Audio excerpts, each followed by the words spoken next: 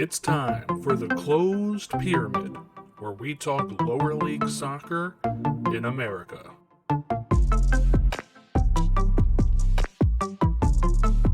Covering USL Championship, USL League 1, USL League 2, MLS Next Pro, NISA, and much more. Now here's your host, Jordan Wiegand.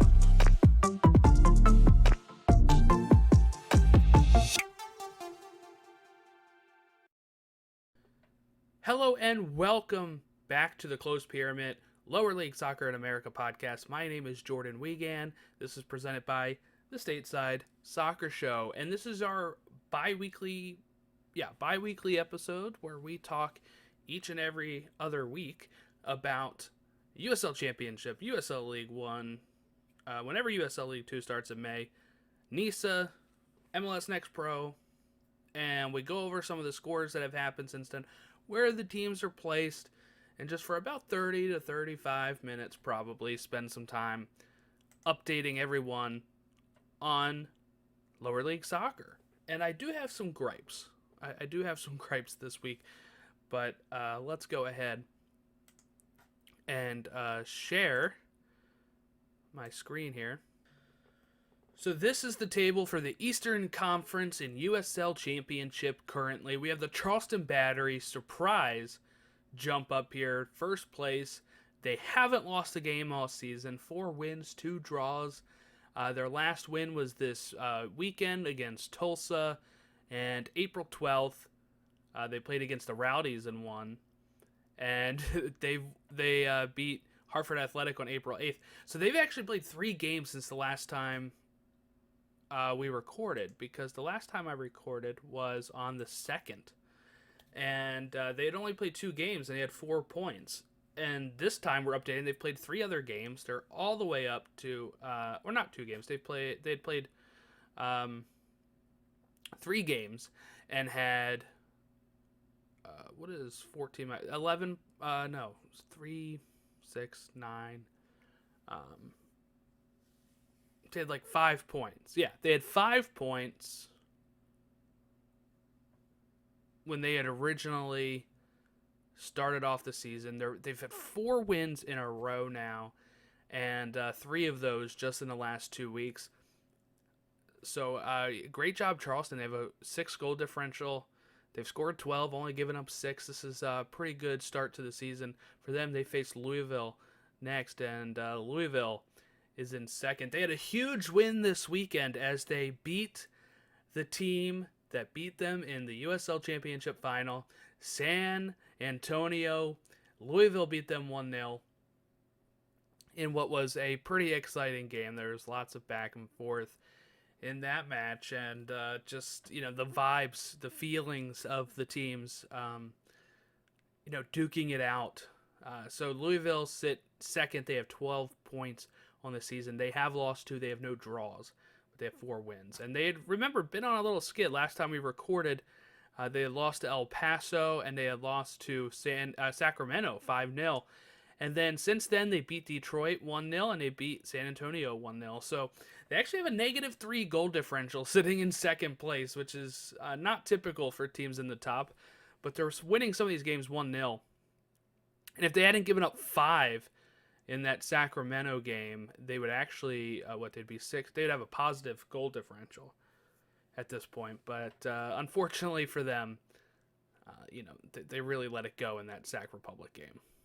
And even the El Paso game, their 8 of their 9 goals they've given up were those 2 games. So maybe the goal differential is going to go up if they stop giving up that many goals in those 2 game spans like they did back then. We talked about that last episode, but here they are. They're kind of back on track. Birmingham Legion sit 3rd in the East. They have 10 points. They've lost 2 in a row, though. If you remember, they were sitting like top of the East when we were going over the last few episodes. But since then, on Easter, they lost to Phoenix Rising, and then they lose to Loudoun United 3-0, and that was on Saturday. Pittsburgh Riverhounds, 4th in the East. They've kind of just got like a spotty. They got 9 points. They have 2 wins, 3 draws, and only 1 loss. But if you look at their last 5, they got a win, 2 draws, a loss, and a win. So since the last time we recorded, they lost to Colorado Springs Switchbacks, and then they beat Rio Grande Valley. Loudoun United sit 5th. They have 7 points. You have they just beat Birmingham Legion, which we just talked about, and then they also had a loss to Colorado Springs Switchbacks and a loss to Tulsa on March 25th. But we talked about that a while ago. So actually, we talked about the April 1st loss too. This is their only game that they've played in the last 2 weeks. Was yesterday. They've only played 5 matches. Tulsa's played 7. They have 6 points. They have 2 losses in a row. They lost to San Diego Loyal, and then they lose to Charleston Battery.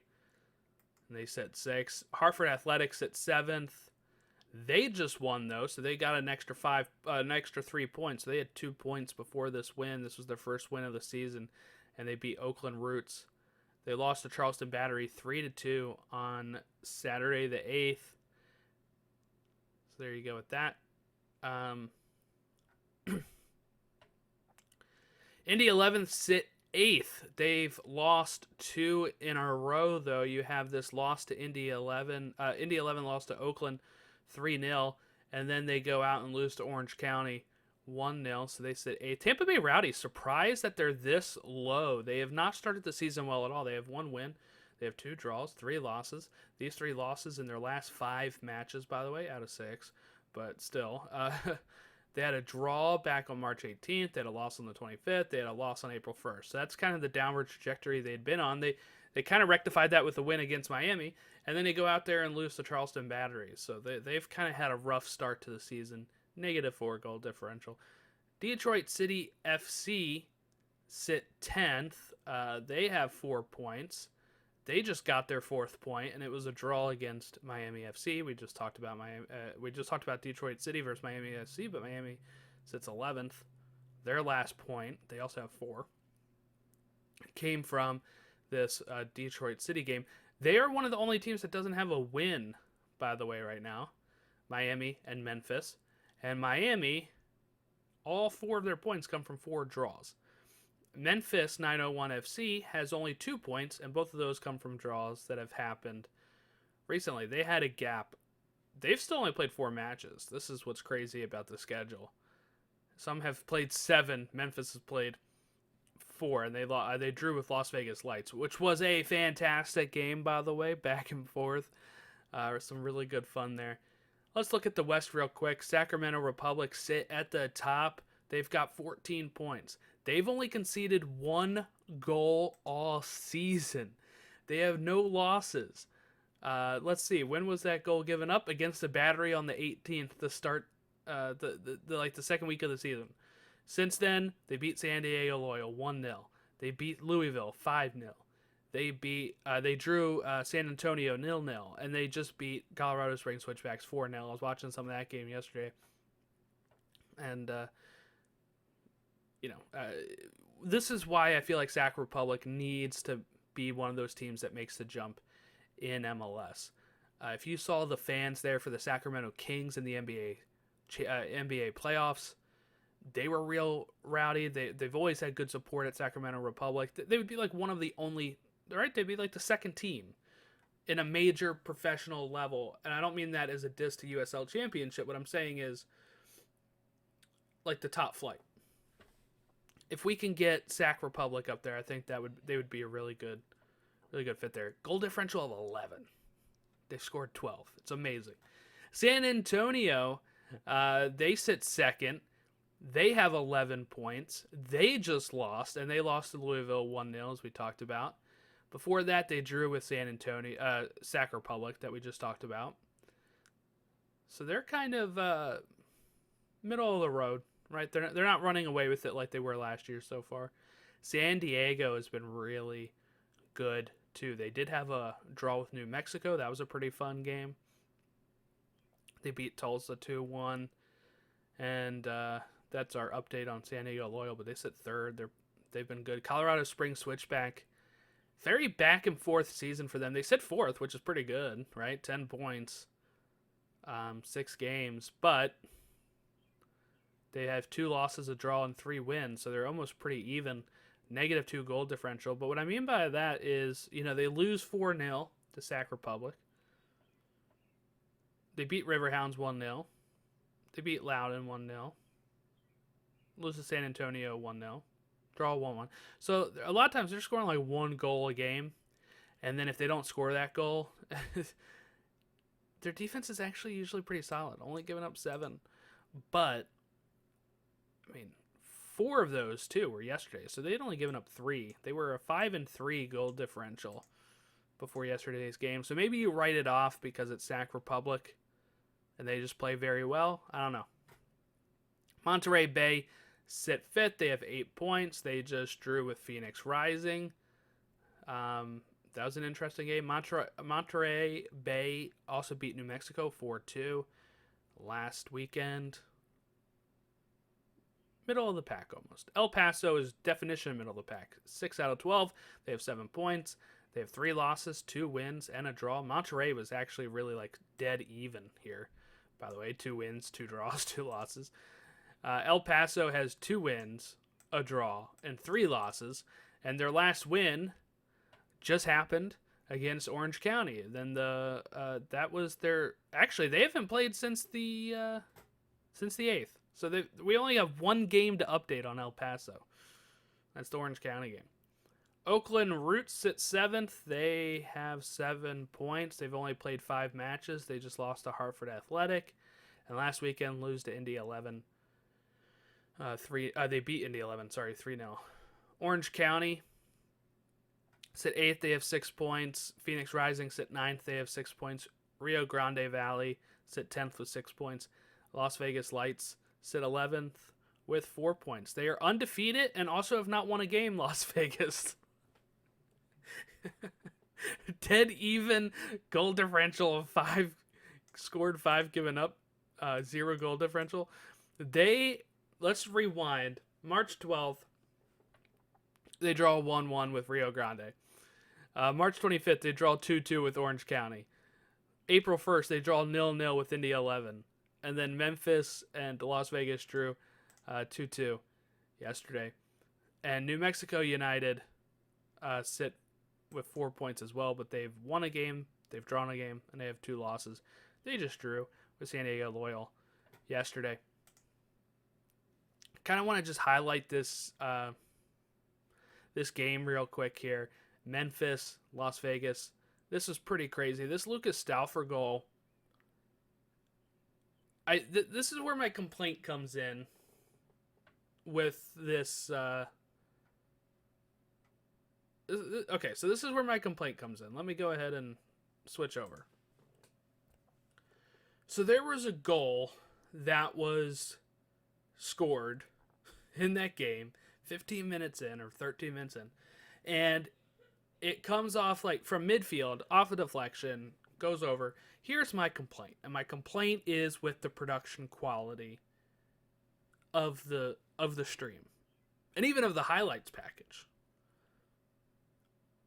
I don't know what happened because they couldn't see what happened.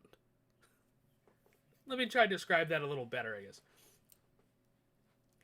You see it happen real quick, but the camera guy is not able to follow the movement to the ball going into the back of the net. So if you watch the highlights, you have no idea it's a goal except for the announcer saying it's a goal. They have no replays of it on the highlight package.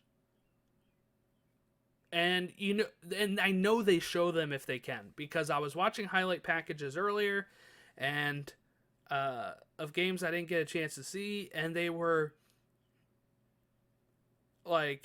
sometimes spending 30 seconds on a goal, seeing it happen, showing 2 different angles of it, boom, move on to the next thing. This had no other angles. If they had them, they didn't bother showing them. No clue why that is or what really happened there.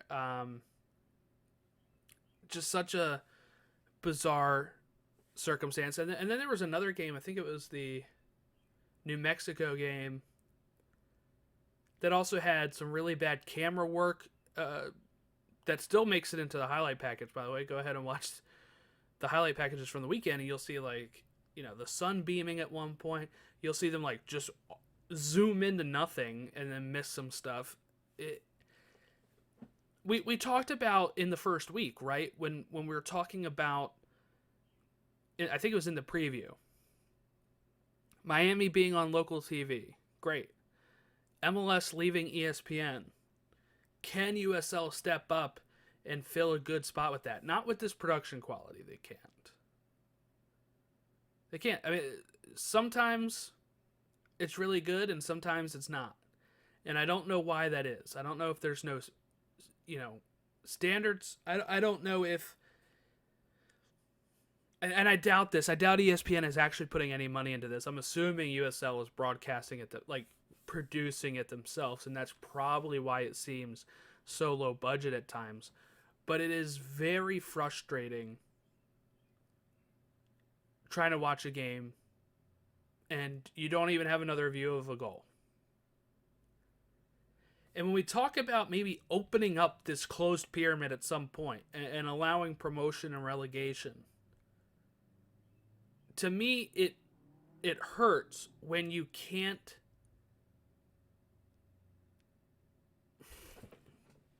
try and figure out the way I'm going to phrase this. Our culture is so different to overseas culture. And what I mean by that is their soccer teams, they're used to not watching every game on TV because they're either there in person or because of the 10 a.m. kickoff rule, or what is 10 o'clock for us? It's lunchtime, 3 p.m. for them or whatever. But where they can't broadcast the games that are on at that lunchtime,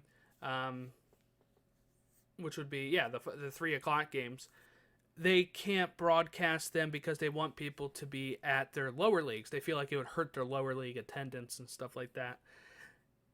Over here, it's a much different culture. And what I mean by that is, let's take the analogy to baseball. I follow the Baltimore Orioles, 162 games a season. I can watch every single game in the season thanks to my broadcasting deal that the team has. And that wasn't always the case, right? There was back in the time where, you'd have to listen to them on radio because the TV wasn't carrying it. But once cable kind of became a thing and these, sports networks popped up and teams were able to make these big deals that are, kind of having some bankruptcy issues at this point, but where they were able to make deals and you can watch every single game in the season, I have that accessibility. Let's take it to football, NFL. Follow the Baltimore Ravens. Yes, CBS and Fox in my area will play every single Ravens game, no matter what. Don't have to worry about it. And then if they're on like NFL Network or Amazon Prime, I believe that... what it used to be is that your local channel would have to play it. My NBC would have to play it because they're the ones that have the deal. So my point with that is, the same thing with hockey, the same thing with NBA. There's these regional sport networks that will play every single game. I can watch every game of the Washington Wizards. I can watch every game of the, Washington Capitals because of their channels I have. And that's the way MLS was before this, right? Your local team would have a deal to play every single game. So while overseas they're not used to that, they have to either go to the game. I guess they could try to find a stream nowadays too. But they don't have to, they couldn't show any games on like the 3 p.m. thing. Even when no other game is like on sometimes, right? There's this weird thing where like one of the games in the EPL was not broadcasted because it was originally scheduled for the 3 p.m. broadcast window and then got shifted after it was being made up. But since it was still originally scheduled for that, they were blacked out. It was the most bizarre thing in the world. So going back to soccer and what I'm about to say here, We expect a certain level of quality to be able to watch our team. If we open up this pyramid, if the Philadelphia Union get relegated to the USL Championship, the quality in the streams drastically drops. Drastically drops. And what that does, it probably prevents more people from getting into it. I'm sure people have listened to... I'm sure people have done this, where you listen to a podcast, and as soon as you press play, and the audio isn't like a good microphone, and it doesn't sound good, you immediately turn it off and say, I can't listen to that. I've done that to podcasts I listen to, and that's why I try to strive to have a better recording quality than, the best one I can get, I guess. And why I try to, make the show a good production is because I understand that when you press play and it's not good, people are going to tune out. The same thing if they push play on ESPN Plus and they see USL Championship, and 13 minutes in, you can't see what happened. You can't see the goal. And you have a camera guy zooming into this random thing that still makes it into the highlight package because it was during a key moment. And it's mind-boggling. And what I would love to see is see ESPN actually put money into the product. You're going to be showing some of these games on your main channel, ESPN and ESPN2. So I would assume in those games, maybe they will bring the cameras. But they have to bring some level of quality. The USL has to up it as well, Now, what I would assume is that this USL deal is not like a big money deal. What I would assume is kind of like how MLS at some point used to have to pay ESPN to put them on. I wouldn't be shocked if that's what USL was doing, to try to get more exposure, to put them on ESPN Plus. And this is why I don't think the pyramid is ready.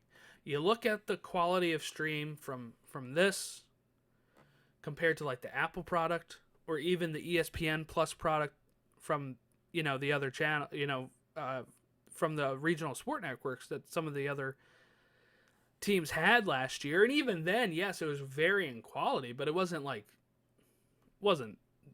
that different to each stream compared to what I'm seeing on the USL side. And that's frustrating because I really think this league could grow.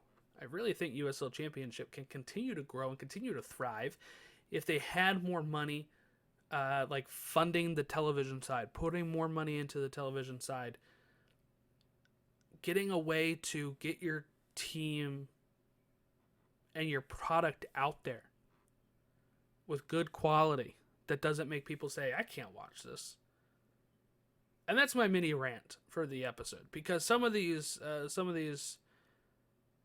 quality that was going around in here just is bizarre, and I feel sorry for that, because the Las Vegas Memphis game was really good, and I can't even see one of the goals from it. So that's unfortunate. But there's that's your USL Championship update. Let's go ahead and update the USL League One. Charlotte Independence sit top. They have 8 points. They last played April 8th, 1-1 draw. And again, some of these teams have only played 4. Some of them have only played 3. One of them's played 5. North Carolina, they had a win against the Union Omaha. That was yesterday. South Georgia Tormenta sit 3rd. They just lost to Lexington yesterday. Forward Madison, they won against Greenville Triumph.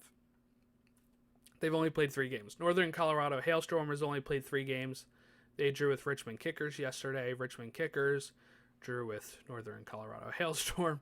They sit 6th. That's your playoff qualifications. Charlotte, North Carolina, South Georgia, Forward Madison, Northern Colorado, Richmond Kickers. Outside the playoffs, Union Omaha. They've played 3. They lost to North Carolina, like I said. Won Knoxville. They played on the 12th last, and they drew with Central Valley Fuego. Chattanooga sit 9th, and they just won against Knoxville back on the 8th. It's the last time they played. Lexington sit 10th, and they won against South Georgia yesterday. Central Valley Fuego As I said, they drew with 1 Knoxville in the 12th, and Greenville Triumph just lost 4-1 to Forward Madison. That's USL League One. Open Cup has had some big matches recently, so we'll go through some of those. Richmond Kickers beat Cleveland 3-2 on the 6th. On the 11th, Chicago House beat Forward Madison 3-2 going extra time. Really great story Chicago House is. Newer club.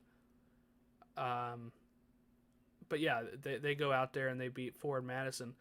And then we have some games on Tuesday, April 25th. So by the next time we record, we'll be talking about these because our next recording is on the 30th of April. Charleston Battery face off against the Charlotte Independents in the U.S. Open Cup. Pittsburgh Riverhounds versus my Maryland Bobcats, 7 o'clock.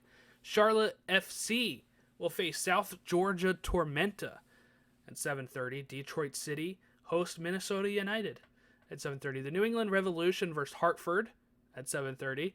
St. Louis City versus Union Omaha at 8.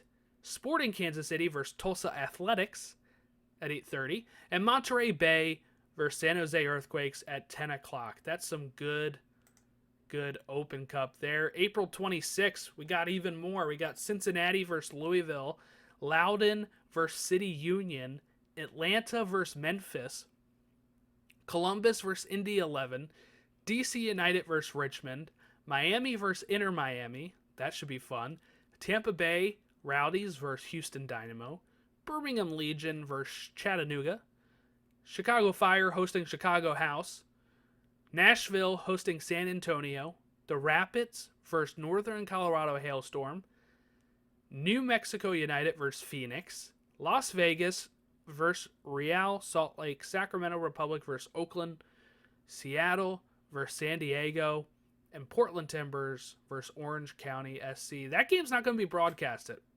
This is another complaint, is this new deal with TNT and Bleacher Report that US and HBO Max that the U.S. men's national team and U.S. soccer has apparently also packaged the Open Cup, and what that means is some of these games are going to be just streamed on YouTube. Some of them are on Bleacher Report app, and I think it's up to the teams to decide, and I think the Timbers are not going to host it, and that's unexcusable, by the way, that an MLS team is not going to bother producing a stream in-house for a big competition like the Open Cup. This is the oldest soccer competition in America.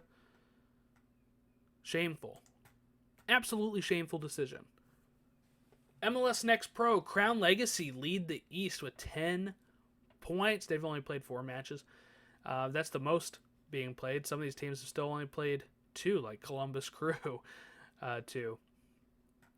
Some of these play today, though. New England Revolution 2 sits 2nd. Orlando City B sits 3rd. Chicago Fire 2 sit 4th. NYCFC 2 sit 5th. Columbus Crew 2 sits 6th. Cincinnati 2 sits 7th. Inter Miami sit 8th. Huntsville sits 9th. New York Red Bulls 2 sit 10th. Atlanta United 2 11th. Toronto 2 sit 12th, and Philadelphia Union 2 sits 13th. As a Union fan, that's not cool. That's not good. We're supposed to have a very good academy. They're giving up 10 goals, only scored 3. Not great. Western, Austin City 2. Austin FC 2 sit 1st. Minnesota United 2 sit 2nd. Colorado Rapids 2 sits 3rd. Sporting Kansas City 2 sit 4th. Vancouver Whitecaps 2 sit 5th. San Jose Earthquakes 2 sit 6th. North Texas SC sit 7th. Tacoma is in 8th. Houston Dynamo 2 sit 9th. Real Monarchs sit 10th. LAFC sit 11th. St. Louis City 2 sits 12th. Portland Timbers 2 sit 13th. And LA Galaxy 2 sit 14th. Nothing going well for the Galaxy on either level. And now we have NISA 2023. Michigan Stars sit 1st. They've played 2 games. Their last game was the 14th. Again, this is the one I had a complaint about last episode. It was just the scheduling of NISA. It was really brutal. 4 points. Michigan sits 1st. Savannah sits 2nd with 4 points. They've played 3. Chattanooga, LA, and Bobcats have still only played one game. Gold Star FC Detroit have played 3. They sit 6th. Albion sit 7th. City Union sit 8th. And Club de Leon sit 9th. And guess what? Albion still hasn't played a game. They played today at 8 o'clock against Chattanooga, but we talked about that last time. The scheduling for this is absolutely awful. The only game this week is Albion, San Diego versus Chattanooga. And then Saturday, we have Bobcats versus Club de Leon, Chattanooga versus City Union. And then Sunday, LA Force, Albion, San Diego. And we'll be talking about those games next week. Or 2 weeks, sorry. Let's preview some matches before we head out of here. There are looks like no Sunday games this week for USL. All of their action took place on Saturday. But coming up on Saturday, Indy 11 versus Monterey Bay, Charleston Battery versus Louisville City, Colorado Springs Switchbacks versus New Mexico United, Rio Grande versus Memphis, San Antonio hosting Phoenix, El Paso versus Riverhounds, Orange County versus Birmingham, Sac Republic versus Detroit City. Sunday, April 23rd, Loudoun United versus Oakland Roots, Miami versus Las Vegas, and San Diego Loyal versus the Tampa Bay Rowdies. Then we have another full Saturday on the 29th. Detroit City hosting Tampa Bay. Tulsa versus Sac Republic. Indy versus Pittsburgh. Charleston versus Colorado. Memphis versus Louisville. San Antonio versus Las Vegas Lights. New Mexico versus Orange County. Monterey Bay versus Rio Grande Valley. Oakland Roots versus Miami FC. San Diego Loyal SC versus El Paso Locomotive, and Phoenix versus Loudoun on the at 10:30. So games on some of these Saturdays go from like 4 to 10:30. Next Saturday it's like starting at 7. Then Sunday it's like 4 o'clock to 6 o'clock, and then next week starting 4 o'clock, going all the way to 10:30. So lots of action to go through there. But that's it for the show, really. I gave a little rant about how I feel with some of the production quality here, and hopefully that continues to get better. But yeah, that's about it. If you want to give us a follow, we are on our Twitter at Stateside Show. Instagram, same thing. Facebook, same thing. Email us statesideShow@gmail.com. For any questions, comments, concerns, reach out to us there. Have a great rest of your weekend. We'll catch you in 2 weeks when we update you on the rest of lower league soccer once again.